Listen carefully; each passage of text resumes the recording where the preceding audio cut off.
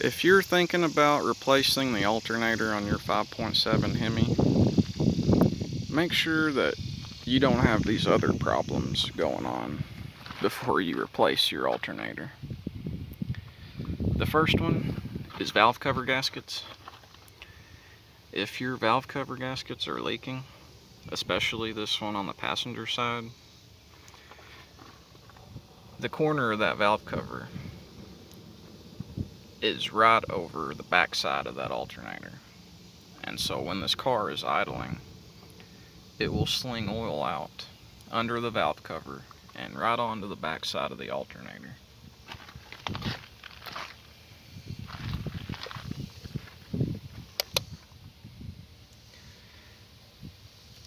In the first place it hits back there is the plug, the actual plug on the alternator.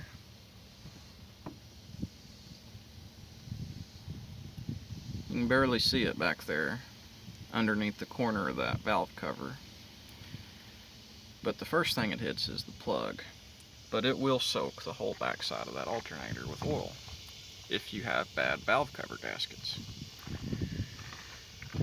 The other thing I would look at before you replace your alternator is these metal coolant pipes. Now mine is bad. I have a hole in it back here, way back here where it comes out. That hose with the hose clamp, it is attached to that same metal coolant pipe. You can see it's elbowed back there where that hose goes on it. But now if your coolant pipes aren't as bad as mine, you may not have to replace the actual pipe, but there's still an O-ring that goes right here on the front. There's an O-ring on that pipe,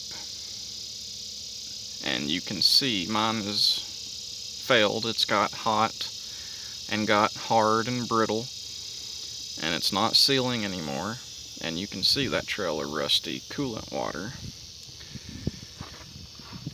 that comes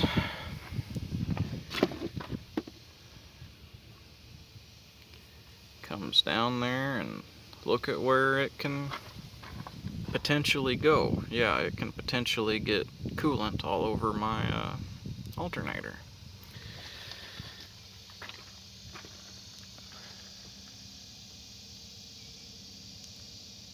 You know, kind of a big deal.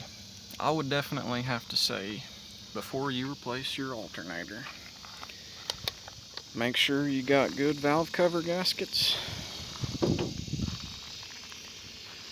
and make sure that them metal coolant pipes are not leaking, because you do not want your brand new alternator to get covered in oil or to get splashed with coolant. And if there was one other thing I was going to say about this alternator, when you do go to replace your alternator and you're breaking them bolts loose, use a 1/2-inch drive breaker bar and a good socket. At first I was just trying to use a good, it was actually even a brand new little tool set I'd bought. I had a 3/8 drive ratchet and a brand new socket.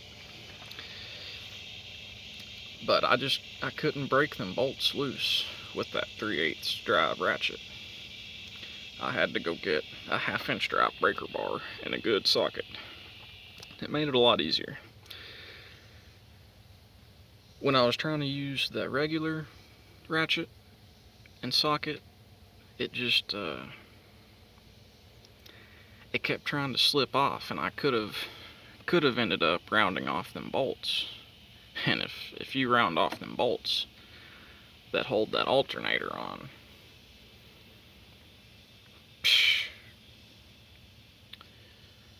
that's it. I don't know how you'd get them out without maybe pulling the motor to get an easy out or whatever, drill the bolts out. I mean, you can't get in there if you did round them bolts off. So just make sure you use the right tools for the job. and take care of these valve cover gaskets and fix the coolant leaks if you are leaking like mine is here.